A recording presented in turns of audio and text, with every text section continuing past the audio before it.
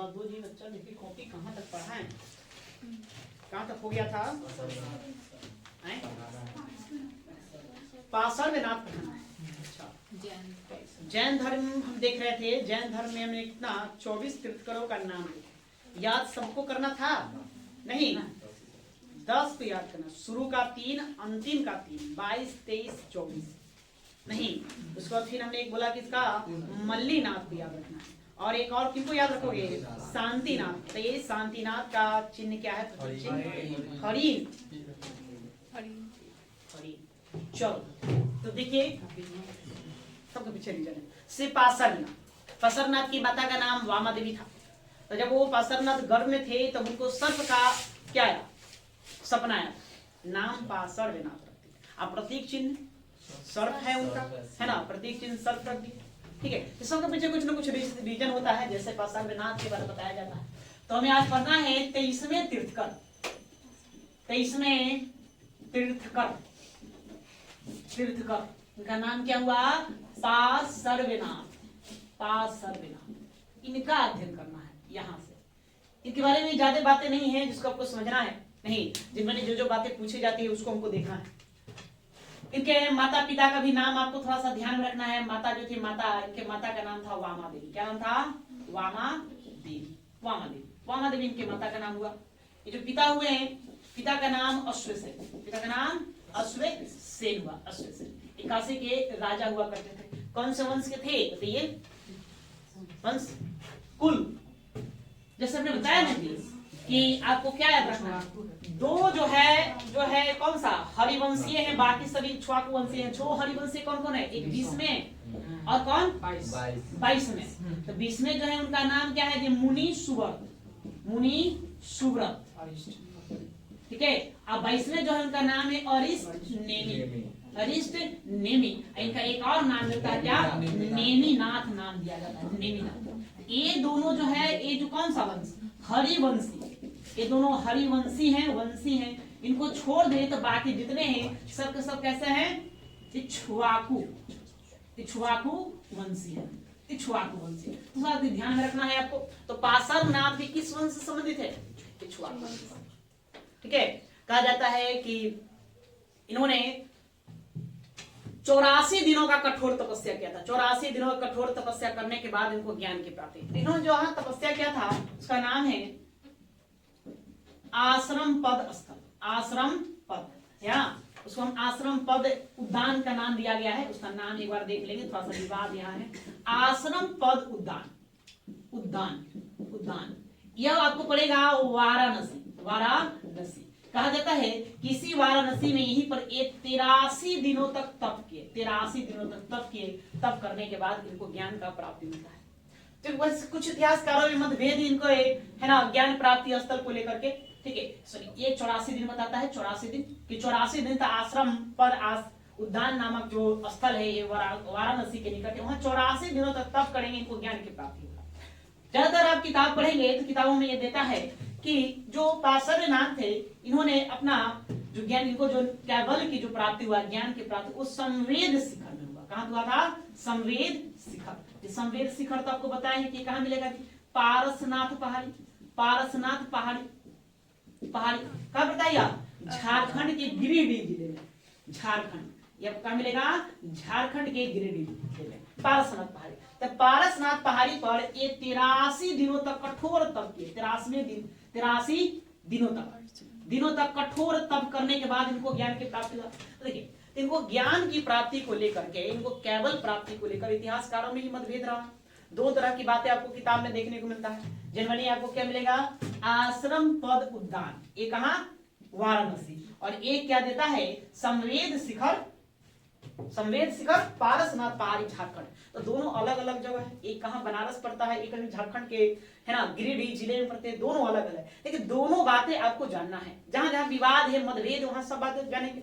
जैसे हम आगे देखेंगे, भगवान महावीर स्वामी जो है उनके जन्मस्थली को लेकर के विवाद चलता है। यहाँ पे समय को लेकर के विवाद, नए शोधों के अनुसार उनका समय बदल दिया गया है ना। तो हम वहां आएंगे तब उस पर हम चर्चा करेंगे। बस समझ गए? अभी आपको यहाँ पार्श्वनाथ के बारे में जाना है। तो पार्श्वनाथ के बारे में क्या जानेंगे? उनकी माता का नाम वामा देवी और पिता अश्वसेन। वो काशी के राजा थे। कहाँ के राजा थे? काशी के एक राजा थे, प्रसिद्ध राजा थे। उन्होंने अपने माता पिता से अनुमति लेकर के राजकाज छोड़ दिया, अपना सन्यासी बन गए। सन्यासी बनने के बाद वो चले गए, एक मतानुसार कहां चले गए, आश्रम पद उद्यान, बगल में काशी, बगल में क्या हो, बनारस, वही काशी, आश्रम पद उद्यान वाराणसी, और वहीं पर उन्होंने तप किया। तप करने के बाद ठीक 84वें दिन को कैवल की प्राप्ति, मतलब ज्ञान की प्राप्ति हो गया। एक पुस्तक और बताता है कि कुछ इतिहासकारों का मत है कि उनको ज्ञान की प्राप्ति कहां हुआ था, संवेद शिखर हुआ था पारसनाथ पहाड़ी झारखंड में, और ठीक 83वें दिन उनको ज्ञान की प्राप्ति हुआ, 83 दिनों तक कठोर तप करने के बाद। बस समझ गए, ये सारी बातें बताई जाए। ये 8वीं सदी ईसा पूर्व के, 8वीं सदी ईसा पूर्व बताया जाता है कि यह 240 वर्ष पहले, महावीर स्वामी के जन्म के ठीक 240 साल पहले इनका जन्म हुआ था। अर्थात ये 6ठी शताब्दी के थे, तो 200 साल आप पीछे चले जाएंगे, कितना हो जाएगा, 8वीं सदी।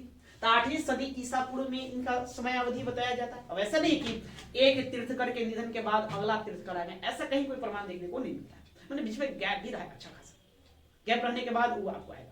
देखिए जैसे कि हमने 22वां देखा, 22वां तो भाई अरिष्ट नेमी भगवान कृष्ण के चचेरे भाई, तो बताओ वो कहाँ, महाभारत काल, कितना वो 900 ईसा पूर्व बताया जाता है। तो उसके बाद फिर कौन आएंगे, ये पांच सर्वेनाथ आएंगे, 23 में आएंगे, उसके बाद फिर महावीर स्वामी आएंगे। तो काफी गैप आपको देखने को मिले। नहीं ऐसा नहीं कि मतलब कि एक हटे तो दूसरा कोई आ गया, इस तरह से नहीं। प्रधानमंत्री का पद नहीं था भाई, एक प्रधानमंत्री नहीं है तो दूसरा कोई व्यक्ति प्रधानमंत्री बना, एक तीर्थकर था। वो ज्ञान की प्राप्ति जिनको होता था वही तीर्थकर, जो उपदेशक, उपदेश देने लायक ये बने। तो पार्श्वनाथ इतना इतिहास में प्रसिद्ध क्यों, इन्होंने क्या क्या कुछ विशेष किए होंगे। अब है ना, इसके पहले हमने 22 है, तो 22 को हमने नाम नहीं दिया, कहा कि भाई फलाना फलाना जो तीर्थकर है उनका आप लोग क्या कर लेंगे, प्रतीक चिन्ह याद कर लेगा, क्रम ध्यान रहे, इतना ही बताए। लेकिन फिर हम यहाँ कहेंगे यहाँ से इनको पढ़ना है, तो कुछ तो बेहतर रहा होगा, बिल्कुल बेहतर रहा है ना, ये बेहतर के। ये प्रथम ऐतिहासिक तीर्थकर बन कहलाते हैं, प्रथम ऐतिहासिक तीर्थकर। इनके बारे में कुछ लिखा हुआ मिलता है, जैसे हमने पढ़ा, पढ़ने के आधार पर हमने बात बताई। इनको भी ठीक अपना ज्ञान की प्राप्ति हुआ, तब करने के बाद ही ज्ञान की प्राप्ति हुआ। इन्होंने घूम घूम कर जैन धर्म का प्रचार किया। मुख्यतः अगर जैन धर्म अगर अस्तित्व में आएगा तो पार्श्वनाथ के थ्रू ही आएगा। उसके बाद महावीर स्वामी आएंगे तो जितने भी जैन लोग थे सबको एकत्रित करने में, इकट्ठा करने में, एक मत करने में वहां भूमिका निभाएंगे। तो पार्श्वनाथ और महावीर स्वामी इन दोनों का बड़ा ही उल्लेखनीय योगदान है, किसमें, जैन समुदाय में। इन्होंने अपने अनुयायियों को, इनके जो अनुयायी थे, ज्ञान जब प्राप्त हो गया, ये इनको निग्रंथ कहा। क्या कहा गया, निग्रंथ। इनके जो अनुयायी है वो निग्रंथी कहलाए, निग्रंथी कहलाए। इसने पूरे जैन समुदाय को, जैन संप्रदाय को 4 भागों में बांट दिया, 4 भागों में विभाजित कर दिया, ठीक है। और इन्होंने अपने अनुयायियों को 4 व्रत रखने को कहा कि भाई आपको 4 व्रत रखना। वो क्या क्या व्रत है वो सब हम पढ़ेंगे, पर थोड़ा सा आप लिखिए, लिखिए तो लिखते चलिए, ज्यादा नहीं, थोड़ी सी कहानी है इनका।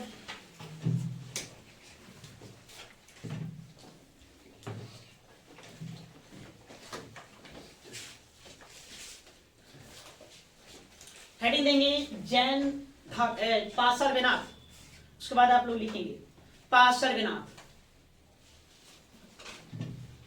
लिखिए जैन धर्म के 23वें तीर्थकर, जैन धर्म के 23वें तीर्थकर पार्श्वनाथ,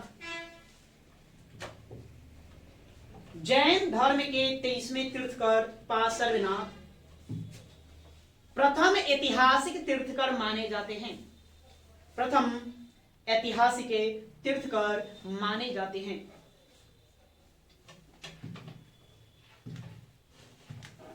माने जाते हैं,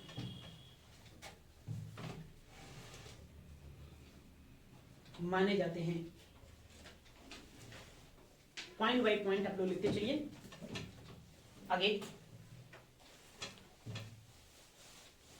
इनके पिता अश्वसेन, इनके पिता अश्वसेन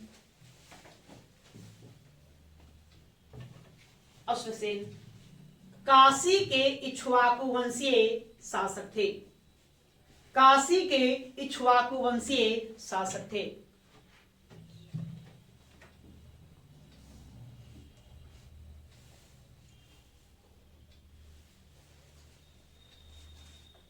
काशी के इक्ष्वाकु वंशीय शासक थे।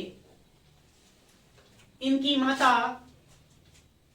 इनकी माता का नाम वामा देवी, वामा, वा करवा अमा, वामा देवी।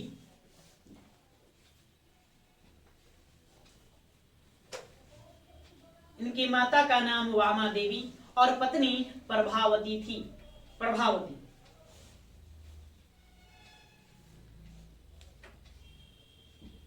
प्रभावती थी।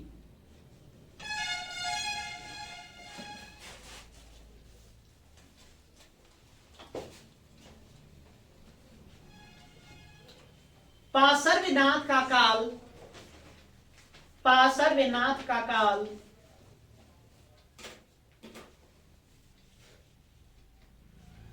काल महावीर स्वामी से 240 वर्ष पहले माना जाता है।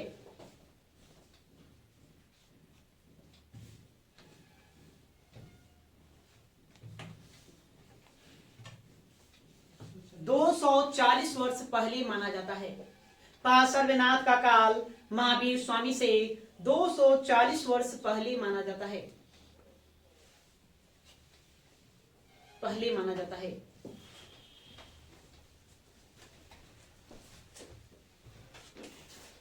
माना जाता है।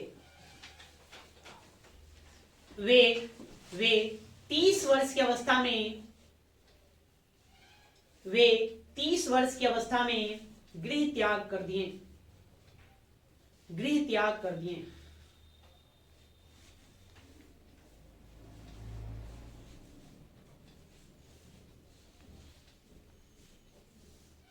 और गृह त्याग कर दिए और वाराणसी के निकटे, वाराणसी के निकटे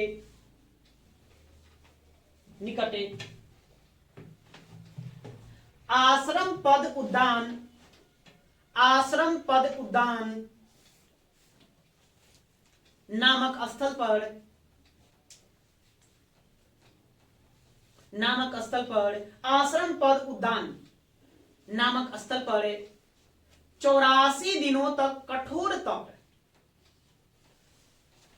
84 दिनों तक कठोर तप करने के उपरांत, करने के उपरांत उन्हें ज्ञान का प्राप्ति हुआ, उन्हें ज्ञान का प्राप्ति हुआ।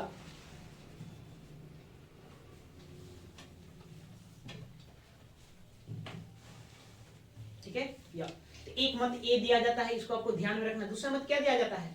इनको ज्ञान की प्राप्ति कहाँ हुआ था? संवेद शिखर हुआ था। निर्वाण भी बने, निर्वाण को लेकर के इतिहासकारों में कोई मतभेद नहीं। निर्वाण सब लोग मानते हैं, इनका निर्वाण मतलब कि मृत्यु को प्राप्त करना, मोक्ष को प्राप्त कर लेना, उसको निर्वाण कहा जाता है। निर्वाण को लेकर कोई मतभेद नहीं है, वो सबका मानना है वो कहाँ हुआ था और उसका प्रमाण भी मिला है कि संवेद शिखर हुआ। लेकिन उनको ज्ञान की प्राप्ति को लेकर के क्या है? मतभेद है। एक ये है, दूसरा संवेद शिखर। उसको भी आप लोग लिखेंगे, नोट में लिखो, नोट करके उसको वहीं पर लिखो। तो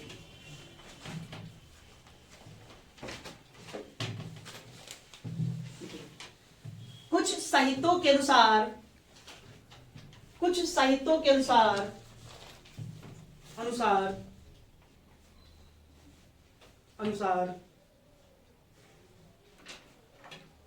अनुसार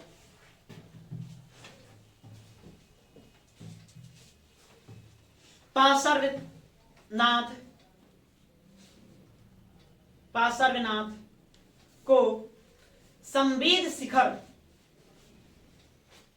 संवेद शिखर पर 83 दिनों का कठोर तप, संवेद शिखर, संवेद शिखर पर 83 लिखेंगे यहां, 83 देता है। 83 दिनों तक कठोर तप करने के बाद, कठोर तप करने के बाद कैवल्य का प्राप्ति हुआ। कैवल मतलब ज्ञान, कैवल्य, इसलिए शब्द देता है कैवल्य, मतलब क्या? कैवल्य का प्राप्ति हुआ या ज्ञान का प्राप्ति हुआ, ज्ञान का प्राप्ति हुआ।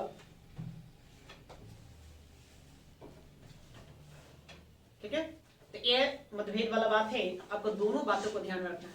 कोई कहे कि नहीं उनको निर्वाण की प्राप्ति संवेद शिखर हुआ, तो हम बहस नहीं करेंगे, सही बात है, वो भी कहीं पढ़ा होगा, वो संवेद वाला पढ़ लिया होगा।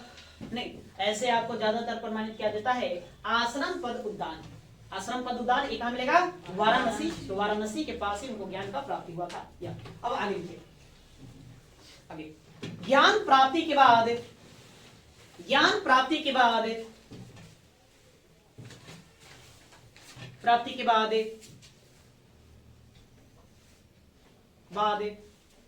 पार्श्वनाथ निर्ग्रंथ कहलाए। ये आप शब्द लिखेंगे, ये वाला निर्ग्रंथ कहलाए।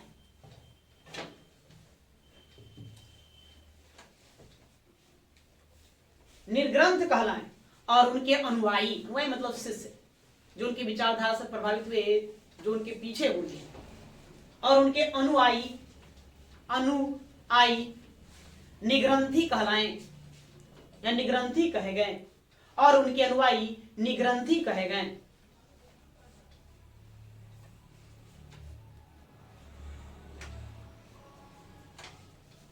निग्रंथी कहेंगे। एक प्रश्न आपसे पूछा गया, जा चुका है एग्जामों में। प्रश्न था कि किस जैन तीर्थकर के समय जैन संप्रदाय को निग्रंथी संप्रदाय कहा जाता था या निग्रंथ संप्रदाय कहा जाता था? तो किनके समय? पार्श्वनाथ, क्योंकि खुद क्या कहलाए? निग्रंथ कहलाए, और इनके अनुयायी जो है निग्रंथी कहलाए। तो उसमें निग्रंथी संप्रदाय के नाम से ही ज्यादा प्रसिद्ध था। महावीर स्वामी आए तो फिर वो जैन संप्रदाय बनेंगे, है ना।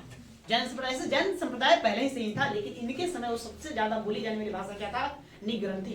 काम करो, इसको लिखो, लिखिए। पार्श्वनाथ के समय, पार्श्वनाथ के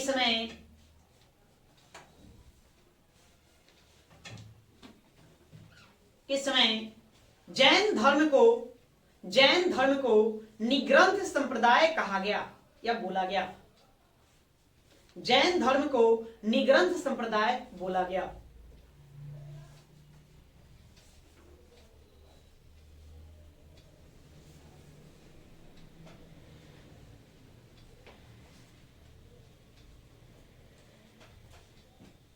ठीक है, क्लियर है बात? इतना अब देखिए, अब ये अपना उपदेश वगैरह दिए, ज्ञान की प्राप्ति होने के बाद उपदेश देंगे। खुद अपने निग्रंथ कहलाए और उनके अनुयायी क्या कहलाया? निग्रंथी कहलाए, अपना उपदेश वगैरह देंगे। एक जैन संप्रदाय को 4 भागों में बांटे, 4 भागों में। अब प्रत्येक का एक एक अध्यक्ष बनाए। 4 भागों में करेंगे, 4 संप्रदाय, 4 दिशा में सब लोग जाएगा और इसका मतलब कि प्रचार प्रसार वगैरह करेगा।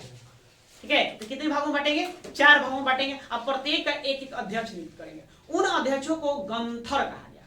क्या कहा गया? गंधर नहीं, वो क्या कहलाएगा? गंधर कहलाएगा। उन 4 में एक महिला भाग भी था नहीं, उसी पूछा जाएगा कि जो महिला जो गंधर थी उसका क्या नाम था? उसका नाम था पुष्पचूला।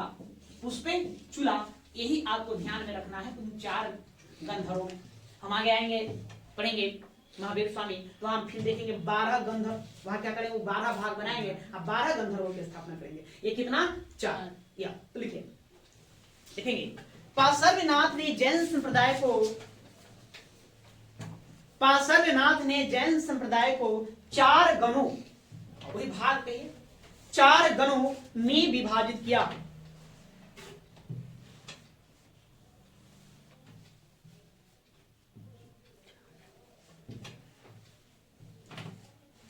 चार गणों में विभाजित किया।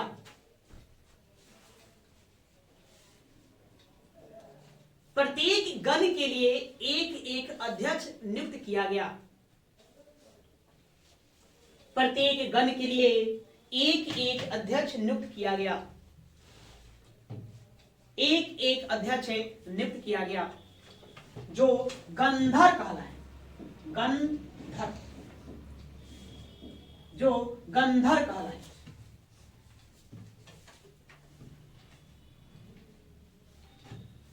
गंधर कहलाए।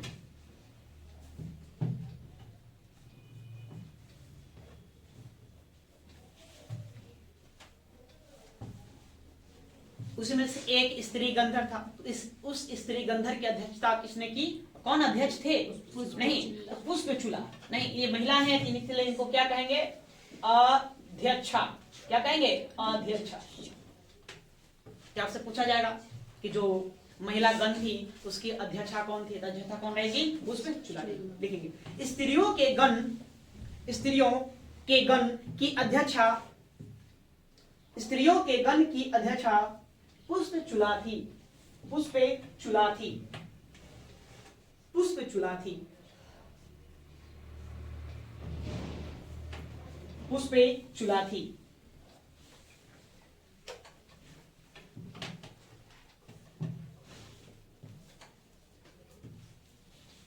पार्श्वनाथ ने अपने अनुयायियों को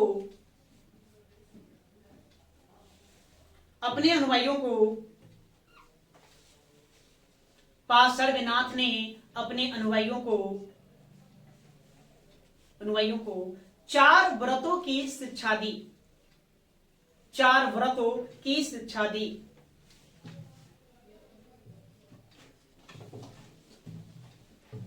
पार्श्वनाथ ने अपने अनुयायियों को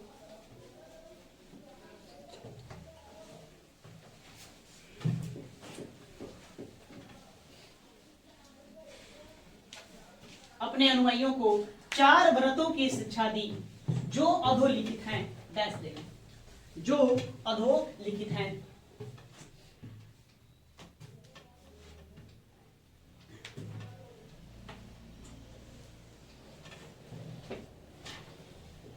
ठीक है, मतलब 4 व्रत करने मतलब 4 बातें बताए कि जिसका आप सभी लोगों को क्या करना है, अनुपालन करना है। उसका पालन करते हुए चलिए।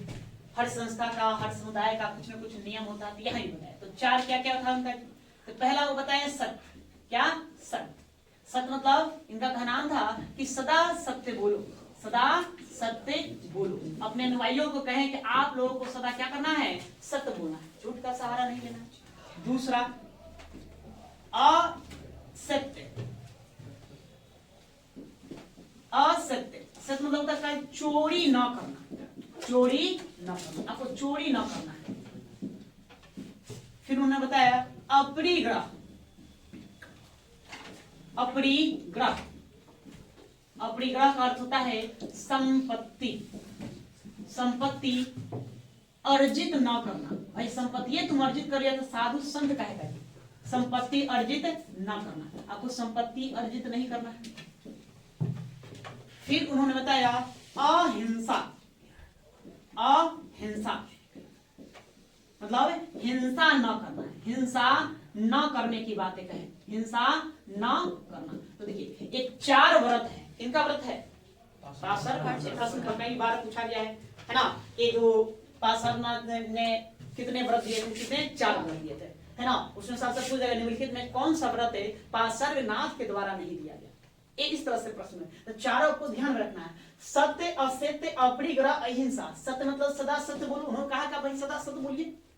सदा सत्य बोलेंगे। सदा सत्य बोलने से आदमी को प्रसन्नता होती है, प्रसन्न रहेंगे। सदा सत्य। असत्य, असत्य मतलब चोरी ना करना। फिर चोरी करोगे तो फिर कैसे होगा? अपरिग्रह, अपरिग्रह मतलब संपत्ति अर्जित न करना। तो साधु संत को संपत्ति का क्या काम, धन का क्या काम? आपको धन अर्जित नहीं करना है। फिर उन्होंने कहा अहिंसा, हिंसा न करना। ठीक है, इसी को चार्यावत कहा गया। चार्यावत कहा गया मतलब वही इनका 4 जो व्रतों है, यही इनका 4 व्रत। यही हम आगे आएंगे जब महावीर स्वामी आएंगे, तो इसी में वो क्या करेंगे, एक 5वां व्रत जोड़ देंगे जो था ब्रह्मचर्य। क्या था? ब्रह्मचर्य। ये ब्रह्मचर्य है ना। उन्होंने इसका नाम पंचव्रत रखा। हम आगे महावीर स्वामी आएंगे तो क्या करेंगे, इसी में क्या जोड़ेंगे? ब्रह्मचर्य। वो अपने अनुयायियों कहेगा ब्रह्मचर्य रहिए। जो मूलतः इस धर्म को मानने वाले हैं, जो सन्यासी बन के रहना है, तो उनको क्या करना है? ब्रह्मचर्य रखना है। बड़ा थोड़ा सा कठोर नियम था जैन संप्रदाय को न चलने के पीछे, तो इसमें कठोरता थी। अब जैसे देखिए अहिंसा। अहिंसा है, यहाँ पर लोग क्या करते थे, युद्ध पर प्रतिबंध लगा होता है। युद्ध न करना, युद्ध न करना, युद्ध पर तो बिल्कुल प्रतिबंध लगा हुआ है। साथ में इसमें कृषि पर भी प्रतिबंध था। कृषि, इस पर कृषि पर भी प्रतिबंध था। क्यों? अरे युद्ध में तो मानव का जान जा ही रहा है, जीव की हत्या होगी। तो कृषि करेंगे तब पौधों को काटेंगे, तो पौधों को काटने पर तो वो भी एक तरह से जीव है। मतलब कृषि करने पर भी प्रतिबंधित लगाया गया। यही कारण था कि ये जो संप्रदाय है, ये संप्रदाय मुख्य रूप से व्यापारियों की भी ज्यादा प्रसिद्ध हो। व्यापारियों जो वाणिज्य करने वाले लोग थे, उद्योग धंधा करने वाले, वाणिज्य करने वाले जो लोग थे, उन्हीं के मध्य यह ज्यादा प्रसिद्ध हुआ, फेमस हुआ। आज भी वर्तमान में जाएंगे देखेंगे जैनी धर्म के लोग मूलतः उद्योग धंधे पर आश्रित हैं। जॉब भी करेंगे, जॉब भी अच्छा खासा जॉब करते हैं, उद्योग धंधे पर आश्रित हैं। तो उसमें मतलब क्या है? इसमें मतलब कि आप क्या करेंगे, कृषि कार्य न करेंगे जीव की हत्या न हो, लेकिन फिर भी यहाँ तो संपत्ति अर्जित हो रहा है। तो इसमें देखो कुछ न कुछ तो करना है भाई। ठीक है आप सत्य सदा सत्य बोल सकते हैं, ये ठीक है, असत्य चोरी न कर सकते, लेकिन संपत्ति तो अर्जित करना है। एक आम जनमानस के लिए बिना संपत्ति अर्जित किए हुए कैसे होगा? अर्थव्यवस्था तो चाहिए चाहिए, बिना इकोनॉमी का वो सर्वाइव कर सकता है? नहीं कर सकता। अहिंसा न करना, ठीक है, हम मतलब कि जीवों की हत्या न करेंगे, नहीं, युद्ध न में भाग नहीं लेंगे, अन्य जो जीव जंतु है जानवर है उनकी हत्या न करें, लेकिन खेती बाड़ी नहीं करेंगे तो कैसे चलेगा? ये भी चलेगा। यही कारण है कि यह संप्रदाय बड़ा ही कम फला फूला, लेकिन एक समय था कि बड़े अपने मतलब चरमोत्कर्ष पर था, लेकिन फिर इसका बोलबाला फिर समाप्त हो गया। आज ये बहुत ही कम प्रतिशत में भारत में यह पाया जाता है। भारत भूमि में ही आपको जैन संप्रदाय देखने को मिलेगी। नहीं, और भी बहुत सारी बातें हैं, धीरे धीरे सभी को जानेंगे। पहले इतना चारों तारीख इसको उतारेंगे।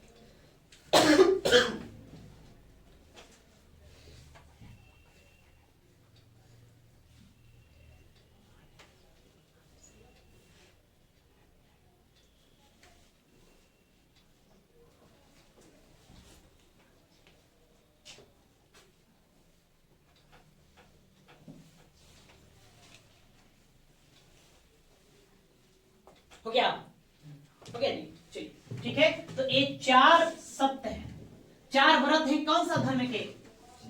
जैन धर्म से संबंधित। कौन देंगे? पार्श्वनाथ देंगे, इसको ध्यान रखें। प्रश्न आपसे पूछा जाएगा कि पार्श्वनाथ द्वारा दिए गए 4 व्रतों में महावीर स्वामी ने 5वें व्रत के रूप में किसको जोड़ा था? किसको जोड़ेंगे? ब्रह्मचर्य को जोड़ेंगे। तो इसको हम आगे देखेंगे, इसको भी रहने देंगे, इतना ही। अब आप जैन साहित्यों को पढ़ेंगे तो जैन साहित्यों में साफ साफ लिखित, इससे हमने बताया कल्पसूत्र जो पुस्तक है ये किसके द्वारा लिखा गया? भद्रबाहु के द्वारा लिखा गया कल्पसूत्र नहीं, भद्रबाहु के द्वारा कई सारे किताबें लिखे गए। आपको भगवती सूत्र भी ध्यान में हमने पढ़ा है, भगवती सूत्र के बारे में। इसमें किसका उल्लेख है जी? 16 जनपदों का इसमें उल्लेख है, ये पढ़े। उसके बाद फिर कल्पसूत्र आप देखेंगे तो कल्पसूत्र में 24 तीर्थकरों का उल्लेख है, तीर्थकरों का उल्लेख। उसके बाद परिशिष्ट पर्वन, एक और पुस्तक इनका है, परिशिष्ट पर्वन नहीं, इसमें बहुत सारी बातें लिखी गई है। तो परिशिष्ट पर्वन में लिखा गया है कि पार्श्वनाथ इससे पहले 9 बार और जन्म ले चुके थे। 9 बार, इसके पूर्व वो कितने बार? 9 बार जन्म ले चुके थे, अलग अलग रूपों में। मतलब ये उनका 10वां अवतार था, 10वां जन्म था, ऐसा बताया गया। नहीं, जितने भी जैन तीर्थकर है उन जैन तीर्थकों में सबसे ज्यादा अवतार किसका है? तो पार्श्वनाथ का है। ये प्रश्न आपको ध्यान में रखना, तो ये पूछे जाने वाला प्रश्न है कि जैन तीर्थकों में किसका स्वरूप या अवतार सबसे ज्यादा है? तो किसका सबसे ज्यादा होगा? पार्श्वनाथ का होगा। ये याद करने वाली बात है, इसको आप लिखिए। देखो देखिए, जैन ग्रंथों के अनुसार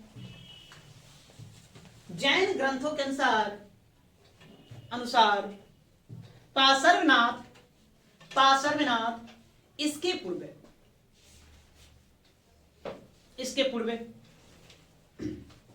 पूर्वे 9 बार जन्म ले चुके थे। जैन ग्रंथों के अनुसार पार्श्वनाथ इसके पूर्वे 9 बार जन्म ले चुके थे। 9 बार जन्म ले चुके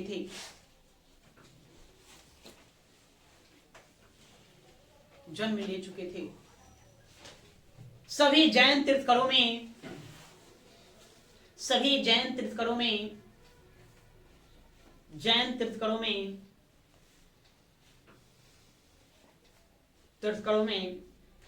पार्श्वनाथ को सर्वाधिक रूपों में दिखाया गया है।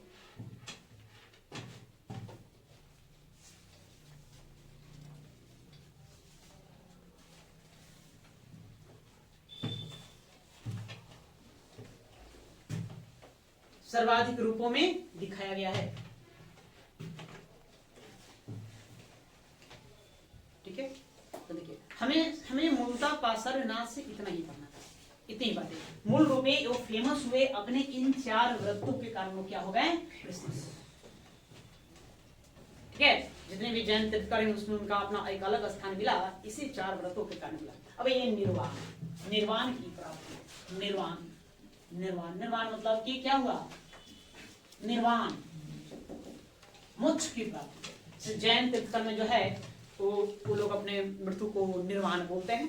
बौद्ध धर्म भी अपना निर्वाण भी कहेगा, महापरिनिर्वाण वगैरह, तो निर्वाण। इसलिए जैनियों के लोग अभी हैं, आप जाएंगे अभी वर्तमान में जैन धर्म का जो सबसे बड़ा केंद्र है भारत में, वो कहाँ है, माउंट आबू।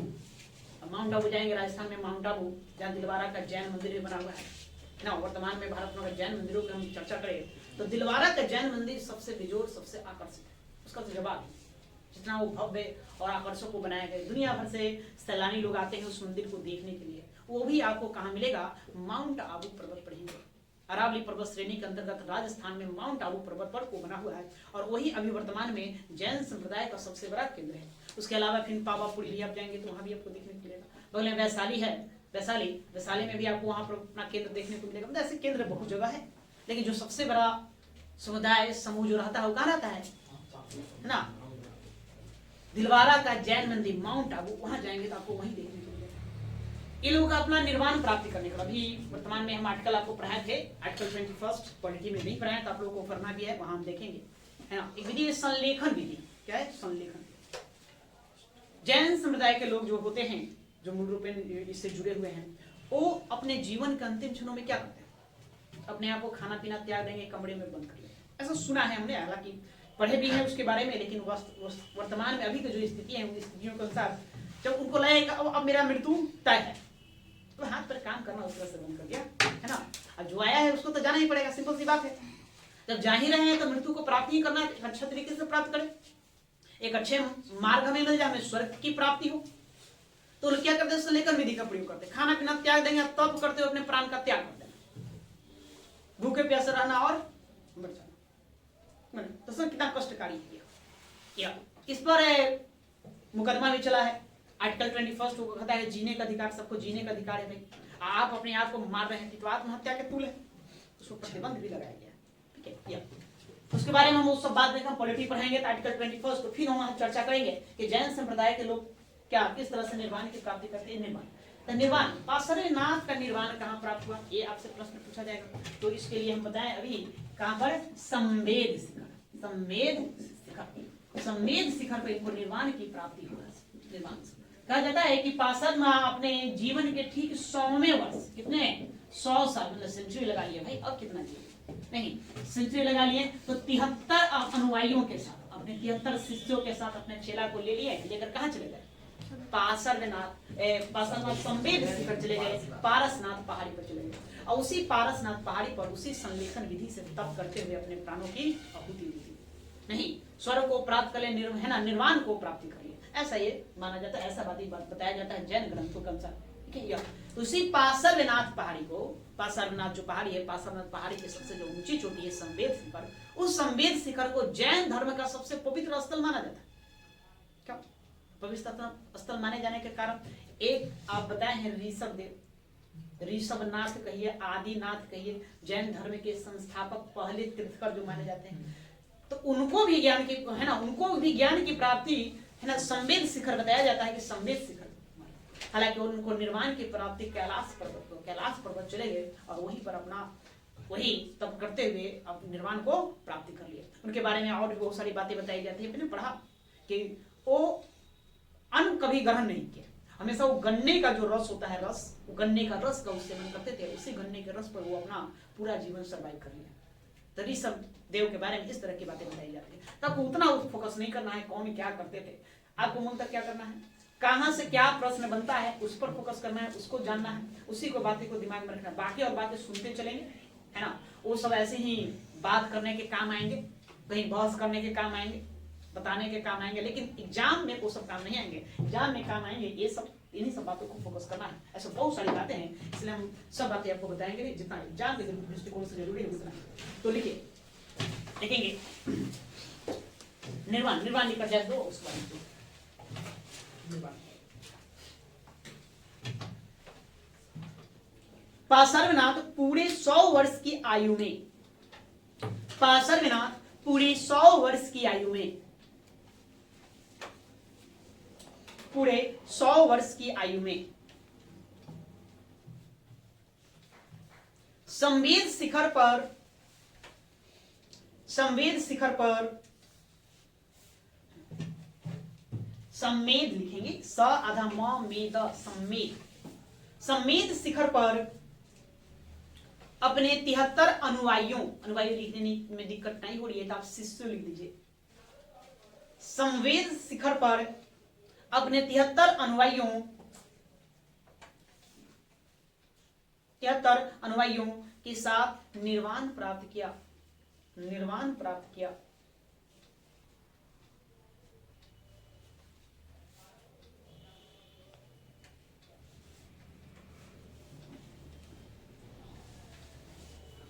ठीक है, ध्यान रहेगा। तो पार्श्वनाथ से कहानी इतना ही। अच्छा, इनका प्रतीक चिन्ह आपको बताएं, प्रतीक चिन्ह क्या रहेगा?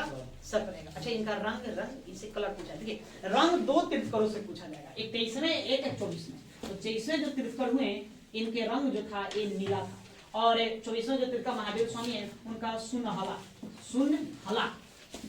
रंग आपको 2 को याद रखना है। ये भी पूछा जाता है कि पार्श्वनाथ का रंग क्या था ना, रंग नीला क्या था? नीला था। ये आपको ध्यान रखना है। नहीं पल्स पोलियो कार्यक्रम आप लोग सुने होंगे, या 1985 में वर्ल्ड लेवल पर चलाया गया था, इंडिया में 1995 से चला। तो पल्स पोलियो कार्यक्रम का रंग क्या था? पल्स पोलियो लोग पीते थे तो उंगली पर क्या लगा देता? स्याही लगा दिया जाता था, नीले रंग का वो निशान था, तो नीला, उसका भी रंग प्रतीक चिन्ह जो है नीला है। तो लिखो, एक लाइन और लिख दो। इनका रंग नीला और प्रतीक चिन्ह सर्प था। इनका रंग नीला और प्रतीक चिन्ह सर्प था। सांप, उसको सर्प बोलेंगे। क्या बोलेंगे? सर्प बोलेंगे। इनका रंग नीला और प्रतीक चिन्ह सर्प था, सर्प था।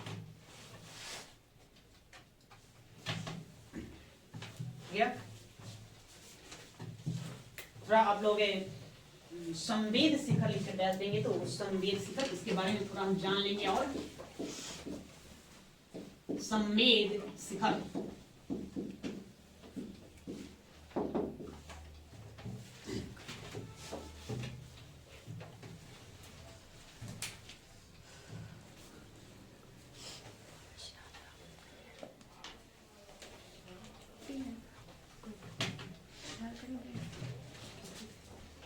लिखे दो संवेद शिखर बारे में।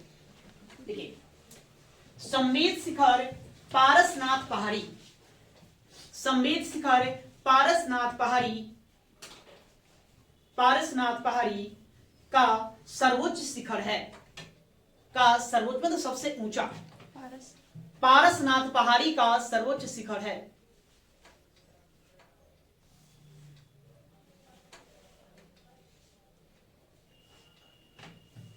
पारसनाथ पहाड़ी का सर्वोच्च शिखर है।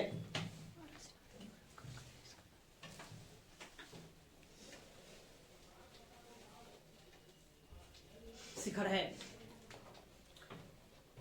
यह शिखर वर्तमान में, यह शिखर वर्तमान में, वर्तमान में, वर्तमान में झारखंड के गिरिडीह जिले, गिरिडीह, आप लोग बोल बम गए होंगे, बाबा की नगरी देवघर, देवघर गए हैं कभी? कोई जाएंगे आप देवघर जाएंगे तो आपको स्टेशन गाड़ी पकड़ना होगा पटना आने के लिए जसीडीह। किस रेलवे स्टेशन से? जसीडीह रेलवे स्टेशन से। ठीक इसी जसीडीह रेलवे स्टेशन के बाद आपको मिलेगा गिरिडीह, गिरिडीह रेलवे स्टेशन, गिरिडीह। गिरिडीह एक जिला है झारखंड का, झारखंड के गिरिडीह जिले में स्थित है। गिरिडीह, एक प्रश्न पूछा गया है कि क्या झारखंड किस जिले में है पारसनाथ पहाड़ी, तो कौन सा जिला? गिरिडीह। ध्यान में रखना है आपको इसको, पूछा गया इसलिए हम आपको बता रहे हैं। गिरिडीह जिले में स्थित है, स्थित है। संवेद शिखर, संवेद शिखर संवेद शिखर, जैन धर्म का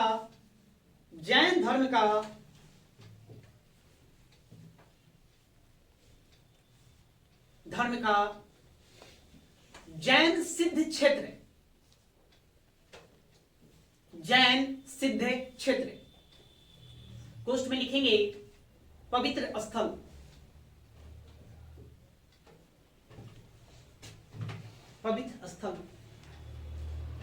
माना जाता क्या है, पवित्र स्थल है। सभी धर्मों का अपना अपना पवित्र धर्म स्थल होता है। जैसे ईसाई लोग क्या कहते हैं, होली लैंड किसको कहते हैं, जेरूसलम, ईसाइयों का है जेरूसलम। नहीं, इस्लाम धर्म के लोग जो हैं वो मक्का मदीना जो है उसको कहते हैं, मक्का मदीना कहते हैं। बौद्ध धर्मावलंबी जो है वो अपना बोध गया जो है महाबोधि मंदिर स्थित है, बोध गया उसको मानते हैं। नहीं, सनातन धर्म कहने बहुत सारे, अयोध्या चले जाइए, काशी है ना, बाबा विश्वनाथ के चरण में जाइए, वैष्णो देवी माता चले जाइए, बहुत सारे नगरी है जो पवित्र स्थल के तौर पे ये जाना जाता है। अब है ना, अब ये कहना मुश्किल है कि कौन सबसे टॉप लेवल पर है, कौन कम है, सब है, उसमें क्या कहना है।